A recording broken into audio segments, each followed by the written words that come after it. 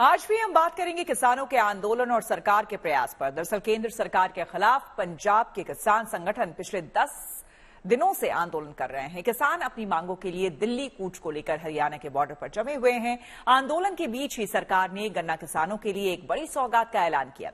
ऐसे में हमारा पहला सवाल इसी से जुड़ा हुआ है और हमारा सवाल है कि क्या गन्ना किसानों के लिए सरकार के ऐलान का आंदोलन पर होगा असर।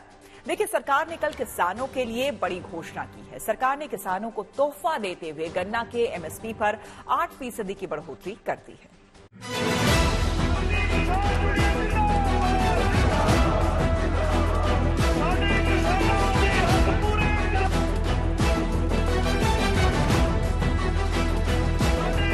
पिछले 10 दिनों से फसलों पर एमएसपी गारंटी की मांग सहित अन्य मांगों को लेकर पंजाब के किसान संगठन आंदोलन पर है।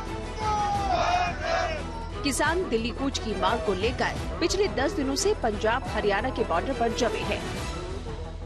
किसान संगठनों और सरकार के बीच 4 दौर की बातचीत भी हो चुकी है, लेकिन दोनों ही पक्ष अभी तक किसी नतीजे पर नहीं पहुंच सके। लेकिन किसान और सरकार के बीच जारी गतिरोध के बीच ही केंद्र सरकार ने किसानों के लिए एक अहम ऐलान किया है। कैबिनेट की बैठक में सरकार ने गन्ना किसानों के लिए तोहफे की घोषणा करते हुए गन्ने की एमएसपी में 8% का इजाफा कर दिया है। सरकार के फैसले के बाद गन्ने का न्यूनतम समर्थन मूल्य 315 रुपए से 25 रुपए बढ़कर 340 रुपए प्रति क्विंटल कर दिया गया है। पिछले साल 315 रुपए था, जो बढ़कर इस साल 340 रुपए प्रति क्विंटल कर दिया गया है। कल कैबिनेट की बैठक के बाद सरकार के फैसलों की जानकारी देने के लिए आए केंद्रीय मंत्री अनुराग ठाकुर ने किसानों के हित में चलाए जा रही परियोजनाओं के बारे में जानकारी दी। किसानों के चल रहे आंदोलन के बीच सरकार ने दोहराया कि वो किसानों की आर्थिक स्थिति सुधारने के लिए प्रतिबद्ध है। तो मोदी सरकार की प्रतिबद्धता है कि किसान की आय को दुगना किया जाए। दूसरा, दुनिया भर में जो खाद के दाम बढ़े, हमने उसके बावजूद किसानों पर खाद के दाम नहीं बढ़ने दिए, यूरिया के दाम नहीं बढ़ने दिए। 3 लाख करोड़ रुपए तक की सब्सिडी भारत सरकार ने दी है। लगातार पिछले 3 वर्षों में काम किया। नैनो यूरिया को हम लेकर आए। पीएम किसान सम्मान निधि, कांग्रेस के समय ना किसान का सम्मान था ना निधि थी। किसानों और सरकार के बीच जारी गतिरोध के बीच सरकार ने किसानों को 5वें दौर की बातचीत के लिए न्योता भी दिया है। सरकार का कहना है कि वो किसानों से हर वक्त बात करने के लिए तैयार है, क्योंकि बातचीत से ही मामले का समाधान निकलेगा। हम पहले भी वार्ता के लिए राजी थे, आज भी हैं, आगे भी रहेंगे। हमें उसमें कोई दिक्कत नहीं। हमारे भाई हैं, अन्नदाता हैं। मोदी जी 4 जातियों की बात करते हैं तो गरीब, युवा, अन्नदाता और नारी शक्ति की बात करते हैं। किसानों के लिए सरकार की तरफ से किए जा रहे उपायों का जिक्र करते हुए अनुराग ठाकुर ने पूर्व की यूपीए सरकार को भी किसानों के मुद्दे पर घेरा। ठाकुर ने कहा कि सरकार ने पिछले 10 साल में किसानों की फसलों की खरीद में यूपीए सरकार के मुकाबले 3 गुना से भी ज्यादा खर्च किया है।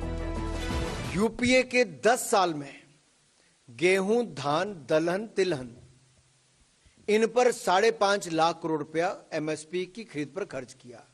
मोदी सरकार ने 18,39,000 करोड़ खर्च किया है, जो 3.5 गुना से ज्यादा है।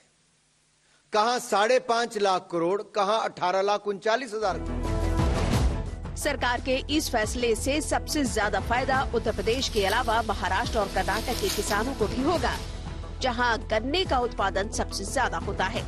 सरकार की इस पहल के बाद किसान संगठनों की ओर से फिलहाल तो कोई प्रतिक्रिया नहीं आई है, लेकिन सरकार के इस कदम से पश्चिमी यूपी के उन गन्ना किसानों को सबसे ज्यादा फायदा होगा जिन्होंने सरकार के खिलाफ कल ट्रैक्टर मार्च निकाला था।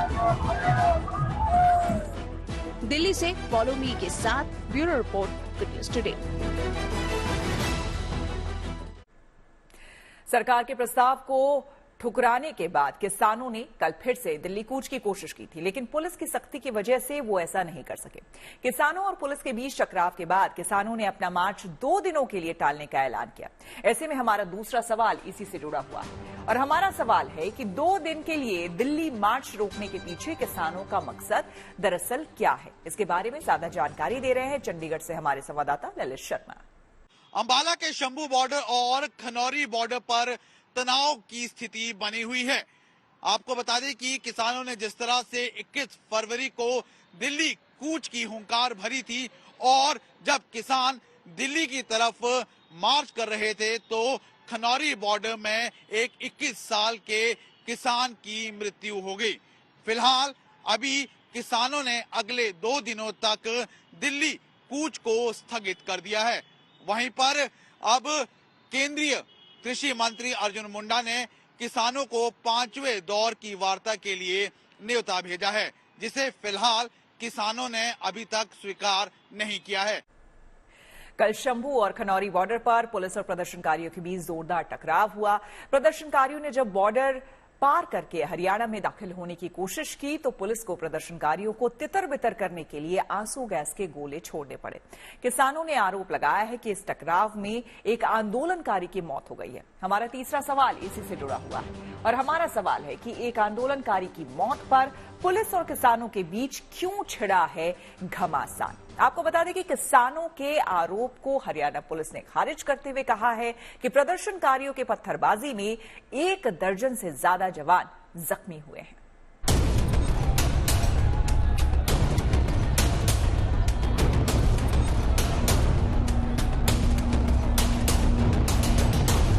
कल शंभू बॉर्डर और खनौरी बॉर्डर पर किसानों और पुलिस के बीच तीखी झड़प हुई।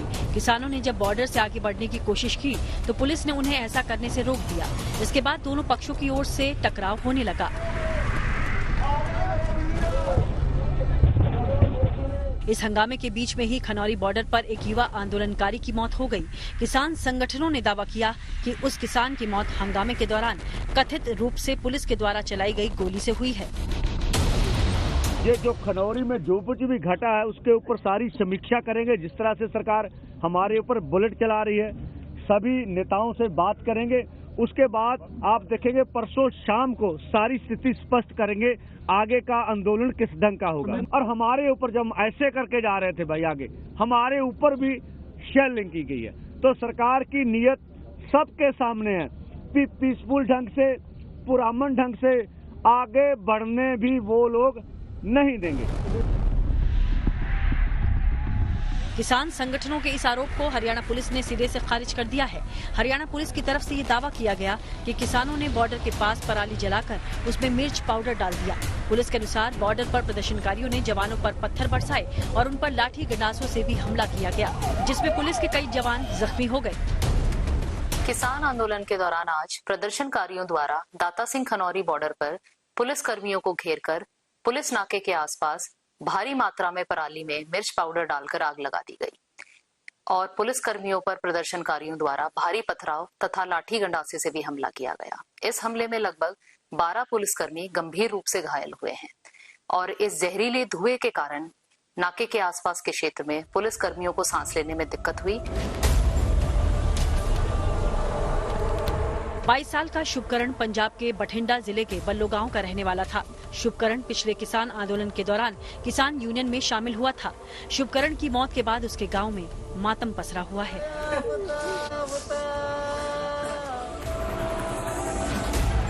आंदोलन में किसान की मौत के बाद पंजाब की सियासत भी गर्मा गई है। कांग्रेस और आम आदमी पार्टी ने इस घटना की निंदा की है और दोषियों पर कार्रवाई की मांग की है। देखो, नौजवान वो है जिन्हों ने देश के अन्न पैदा करके दिता।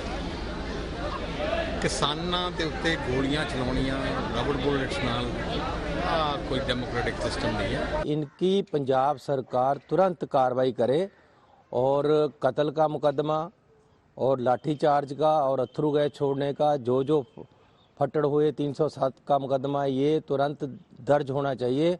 हम पंजाब सरकार से मांग कर रहे हैं कि भैया अपने फर्ज को पहचानो और तुरंत कार्रवाई अमल में लेके आओ। शुभकरण की मौत के बाद किसान संगठनों ने दिल्ली कूच का कार्यक्रम 2 दिनों के लिए टाल दिया है। किसान नेताओं का कहना है कि इस मामले पर रणनीति बनाने के बाद वो आगे के कदम की घोषणा करेंगे। शंभू बॉर्डर से मंजीत सहगल और खनौरी बॉर्डर से अनमोल बाली के साथ bureau report, good news today. इधर किसान संगठनों ने शुभकरण की मौत के बाद बड़े पैमाने पर विरोध प्रदर्शन का ऐलान किया है। चंडीगढ़ में किसान संगठनों की मीटिंग में यह फैसला लिया गया है कि मारे गए आंदोलनकारी के लिए पूरे देश में विरोध प्रदर्शन किया जाएगा। किसान संगठनों ने 26 फरवरी को ट्रैक्टर मार्च और 14 मार्च को दिल्ली में किसान रैली का ऐलान किया है। किसान संगठनों ने शुभकरण की मौत के मामले की न्यायिक जांच और 1 करोड़ मुआवजे की मांग की है।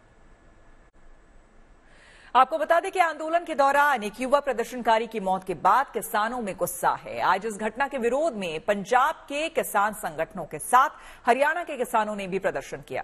हमारा चौथा सवाल इसी से जुड़ा हुआ है और हमारा सवाल है कि आज हरियाणा के किसान सड़क पर क्यों उतरे। आज दोपहर में आपको बता दें, हरियाणा के किसानों ने राज्य भर में चक्का जाम किया। प्रदेश के अलग अलग जिलों में किसान सड़कों पर उतरे और नारेबाजी की। करनाल पर किसानों ने सड़क जाम की और झंडों के साथ नारेबाजी की। किसान पहले ही अपनी मांगों को लेकर सरकार के प्रति सख्त रवैया अपनाए हुए हैं। ऐसे में युवा किसान की मौत पर किसानों का गुस्सा और उबल पड़ा। सिरसा के भावदीन टोल प्लाजा पर भी किसानों ने सड़क जाम कर दिया, जिससे आम लोगों को भी काफी परेशानी का सामना करना पड़ा। सोनीपत में भी किसानों ने अपनी नाराजगी दर्ज कराई। किसान कार्यकर्ताओं ने पानीपत रोहतक नेशनल हाईवे पर जाम लगा दिया और सरकार के खिलाफ जमकर नारेबाजी की।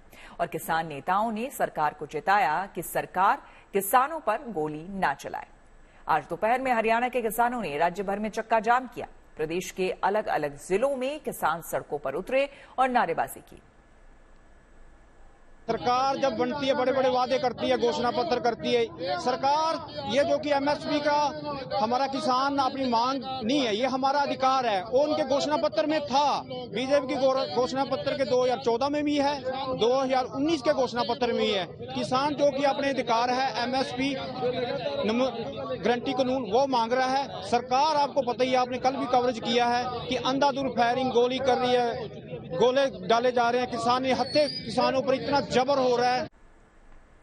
एक ओर जहां किसान आंदोलन कर रहे हैं, वहीं दूसरी ओर आज प्रधानमंत्री मोदी ने गुजरात में एक कार्यक्रम के मंच से किसानों को सशक्तिकरण का संदेश दिया। प्रधानमंत्री ने कार्यक्रम में अपनी सरकार को किसानों का सच्चा हितैषी बताया और किसानों से जुड़े कई फैसले के बारे में जानकारी दी। तो हमारा पांचवा सवाल इसी से जुड़ा हुआ है। हमारा सवाल है कि क्या प्रधानमंत्री के संदेश का आंदोलन कर रहे किसानों पर असर होगा।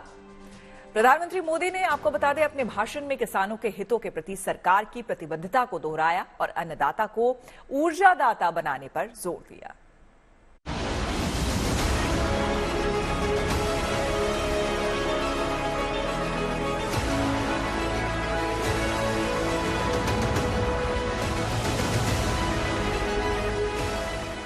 पंजाब के किसान संगठनों और सरकार के बीच गतिरोध बरकरार है। सरकार अपनी तरफ से अन्नदाताओं को मनाने का हर संभव प्रयास कर रही है। प्रधानमंत्री मोदी ने भी आज गुजरात के मंच से किसानों को शांति और विकास का संदेश देने की कोशिश की। पीएम मोदी आज गुजरात के दौरे के दौरान Gujarat cooperative milk marketing federation के स्वर्ण जयंती समारोह में शिरकत करने पहुंचे। इस कार्यक्रम में पीएम ने कई बार अपने भाषण में किसानों का जिक्र किया और बीजेपी सरकार को किसानों का सच्चा हितैषी बताया। पहले केंद्र में जो सरकारें रही, वो ग्रामीण अर्थव्यवस्था की जरूरतों को टुकड़ों में देखती थी। हम गांव के हर पहलू को प्राथमिकता देते हुए काम को आगे बढ़ा रहे हैं। हमारा फोकस है छोटे किसान का जीवन कैसे बेहतर हो। पीएम मोदी ने किसानों के हित से जुड़े फैसले भी गिनाए और बताया कि सरकार किस तरह छोटे किसानों को भी आधुनिक तकनीक से जोड़कर विकास के रास्ते पर लाने का काम कर रही है। हमारा प्रयास है कि गांव में छोटे किसान को आधुनिक टेक्नोलॉजी से भी जोड़े। हमने लाखों किसान समृद्धि केंद्र स्थापित किए ताकि किसानों को गांव के निकट ही वैज्ञानिक समाधान मिल सके। पीएम ने अन्नदाता को ऊर्जादाता और उर्वरक दाता बनाने की पहल का भी जिक्र किया और इसके फायदे भी गिनाए। साथ ही जलवायु परिवर्तन से निपटने के लिए दी जा रही मदद का भी जिक्र किया। प्रधानमंत्री नरेंद्र मोदी ने अपने भाषण में बड़ी खूबी से उन सभी बिंदुओं पर बात की जो किसानों के फायदे और मांगों से जुड़े हैं। उन्होंने किसानों के लिए बीजेपी सरकार के विजन को भी सामने रखा कि किस तरह किसान संगठनों को सशक्त किया जा रहा है, जिससे आगे चलकर किसान ही निर्यातक भी बन सकता है। आज भाजपा सरकार पैस्को, एफपीओ को, दूसरी सहकारी समितियों को करोड़ों रुपए की मदद दे रही है। हमने गांव में खेती से जुड़े इंफ्रास्ट्रक्चर के लिए 1 लाख करोड़ रुपए का फंड भी बनाया। इस योजना का लाभ भी किसानों के सहकारी संगठनों को ही हो रहा है। पंजाब के किसान सरकार के फैसले से नाराज है, तो वहीं सरकार ने कल गन्ना किसानों के लिए सौगात का ऐलान कर दिया। पीएम ने भी ट्वीट करके कैबिनेट के फैसले के तहत गन्ने पर एमएसपी में 8% की बढ़ोतरी को किसानों के लिए ऐतिहासिक बता दिया। किसान आंदोलन के बीच सरकार की तरफ से किसानों के लिए किए गए कामों का जिक्र करके सरकार ये संदेश देने में जुटी है कि वो किसानों की विरोधी नहीं बल्कि हितैषी है और वो किसानों के कल्याण से जुड़े संकल्पों को पूरा करने के लिए प्रतिबद्ध है। Bureau report, good news today. अभी कुछ दिनों पहले नोएडा के किसानों ने वर्षों पुरानी मांगों को लेकर आक्रामक रुख अपनाते हुए दिल्ली कूच करने का फैसला किया था। किसानों के इस ऐलान से पूरी दिल्ली की यातायात व्यवस्था चरमरा गई थी। इसके बाद उनकी मांगों पर विचार करने का आश्वासन दिया गया था। अब सरकार ने उनकी मांगों पर विचार करने के लिए कमेटी बना दी है। हमारा छठा सवाल इसी से जुड़ा हुआ है और हमारा सवाल है कि क्या आंदोलन के बाद उत्तर प्रदेश सरकार भी किसानों की मांग पर सतर्क हो गई है? इसके बारे में और ज्यादा जानकारी दे रहे हैं हमारे संवाददाता अभिषेक आनंद। नोएडा में आए दिन किसान अथॉरिटी का घेराव कर देते थे। इसके अलावा कुछ दिन पहले दिल्ली कूच किया किसानों ने, जिन्हें बॉर्डर पर रोका गया। इन किसानों की जो मांग थी उसको लेकर अब उत्तर प्रदेश सरकार ने एक कमेटी का गठन कर दिया है। जी हाँ, ये किसान ये मांग कर रहे थे कि 20 से 25 और 30 साल पहले जिस भूमि का अधिग्रहण हुआ, इनके जो खेत भूमि अधिग्रहण में गए, उसका रिवाइज्ड मुआवजा इनको दिया जाए, साथ ही उस जमीन का कुछ हिस्सा इनके मिले जिससे कि अपना व्यवसाय भी कर सकें। इन किसानों की मांगों को लेकर सरकार ने अब 3 मेंबर की कमेटी बनाई है।